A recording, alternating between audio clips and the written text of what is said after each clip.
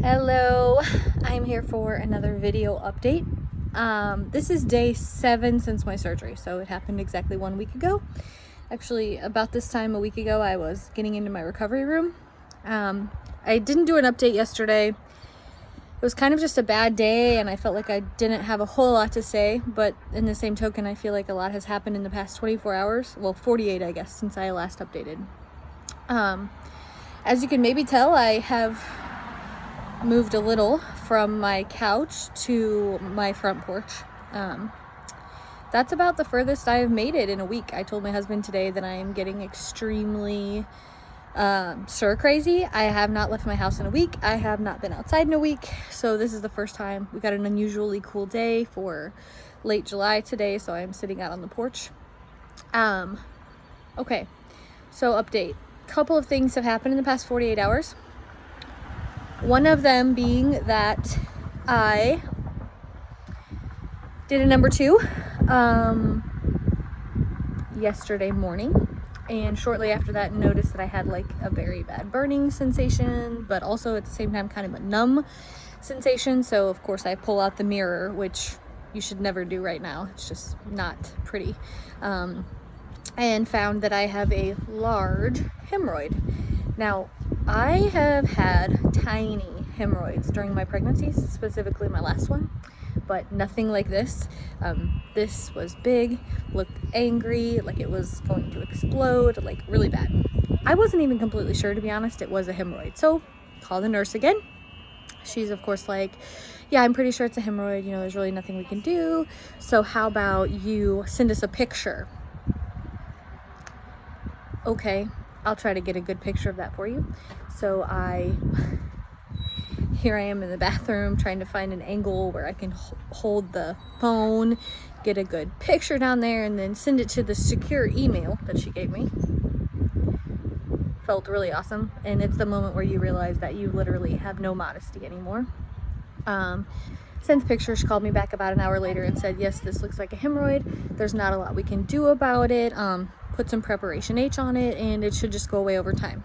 Then she tells me, you need to make sure you're not doing too much. Like, you should only be getting up to go fill up your water and go to the bathroom, which is all I feel like I've been doing. But then literally the next sentence was, but the hemorrhoid could be caused just from all the excessive, like laying around, that your body's not used to that, just that you're doing a lot more laying around and sitting than you normally do. Well, that's a little confusing. Like, I'm not really sure what to make of that other than, okay, the hemorrhoid will hopefully get better. So I will say that it shrinks a little bit between bowel movements, but pretty much every time I go to the bathroom again, then there it is, all angry and big, and that's very painful.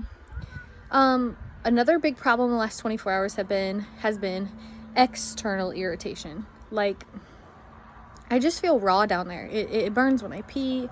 It burns all the time. Like, it just feels constantly irritated and red and inflamed. And I don't mean where the stitches are. I just mean everywhere down there. It's like I have, let's say, a yeast infection. So she did call me in a diflucan pill to start trying to treat that. But I'm probably going to need another one at the end of the antibiotic treatment, which my last pill on that is today. And so that's been just, it's just awful. I don't know, like, you're just constantly moist and constantly in pain and constantly burning, and every time you go to the bathroom it just starts the cycle again. Like, it kind of stops burning until the next time you go to the bathroom, and then it starts all over. Another big development today was the day that I could take out my vaginal packing. So I took that out in the shower today. I had originally told myself I was going to make my husband help me because I just really didn't think that I could do it. But I did it myself, very proud.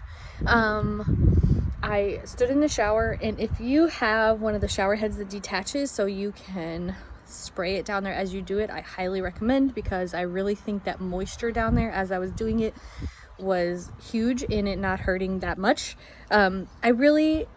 I had heard bad things about this, but it really was not that painful. It was awkward, strange, like, felt very weird. I suggest taking it very slow, making sure that all the packing that has already come out is not creating tension. Like, kind of keep your hand to where you're just pulling a little bit at a time, and not that the tension of everything that's already on the shower floor can be causing pressure, but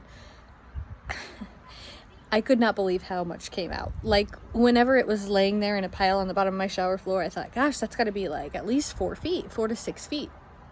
I didn't actually get out a tape measure and measure this, but my husband is 6'2", and we kind of like held it up, and it was easily as tall as him and half as tall as him. So my guess is 10 feet. 10 feet of packing in there. I will say that no matter how much discomfort I felt while pulling it out, it was also immediate relief of pressure. Like, as I pulled it out, it was like, okay, a little less pressure, a little less pressure. And by the end of it, it was a very nice feeling that all of that was out. Am I still irritated on there? Absolutely. Do I still have a very sore spot on a certain spot of my stitches? Yes. But it does not hurt as much to sit. It doesn't feel like pressure and weight and like something's just in there that shouldn't be in there. And when you see all this packing, you're going to be like, yeah, no wonder I couldn't sit. And no wonder that was very uncomfortable. Yeah. So, tomorrow's my birthday. We've been debating all week whether we're going to attempt to try to get out. I think we are going to try. One of our neighbors has graciously offered to watch our 2 little children. And I think we're going to pawn them off for a little bit so we can attempt to go to a Mexican restaurant for just like an hour and a half long dinner. I'm thinking if I request a booth with a cushy seat, I can handle a little time out of the house, and I am dying to get out of this house. So I'm looking forward to that. But I have to say that the more and more I've gone through this, the more I'm like, women, especially who go through this, like, really are rock stars. If you are going through this surgery, you need to know that you are one strong freaking woman. I've had 3 vaginal deliveries. The first one, I told you I had a 4th degree episiotomy, pubic bone separation. It was really terrible. My second one, pretty uneventful, other than he was a 9-pound, 7-ounce baby. And then my third one was an 8-pound, 13-ounce baby. Again, pretty uneventful delivery, but it was pretty much with no epidural. I did not get the epidural quick enough for it to kick in and do anything before I had to start pushing. So I feel like I have a pretty high pain tolerance, and I'm a pretty strong chick. This has been the hardest thing I've ever gone through. And I would assume that this will be the hardest medical thing I ever go through. I sure hope so. Because I think, like, even if I would have a surgery to remove an organ, or even a heart surgery or something, like, yes, you're going to be in pain, and yes, that's a very serious surgery, but you won't be dealing with a suprapubic catheter and 4 inches of stitches down there and a bunch of packing and like just all the irritation down there. It won't hurt when you sit. You're not going to be going to the bathroom literally like every half an hour all day long, and it's irritating when you do that. And I don't know. I just really honestly can't imagine much being worse than this. So just know, if you have gone or are going through this, you are strong. You can get through this, and if you can get through this, you can get through anything.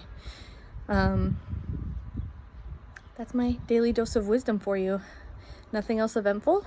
Like I said, gonna attempt to get out for my birthday tomorrow. I'll let you know how that goes. I'm hoping that this external irritation can go away a little bit and I can have a restful night of sleep. I think I'm gonna get to have the suprapubic catheter out on Monday, which I am so excited about. My urine output has been really awesome. Like, my residual, what's left in the tube after I go, has been like 25 or less all day today. And this last time I went, there was nothing in there. Like, I went and I only put out 50, and I was like, oh man, how much is going to be in the catheter? But actually there was nothing, so that's awesome. So this means that today's Saturday, tomorrow's my birthday, obviously the office is closed. I'm going to call first thing Monday morning and hopefully be able to go get this out. And that's going to be like the second and last big sigh of relief. Getting the packing out was number 1, and getting this out will be number 2. And I think that it's just going to be kind of like a downhill slope from there, is my hope. So have a good day, and I'll see you in a day or 2.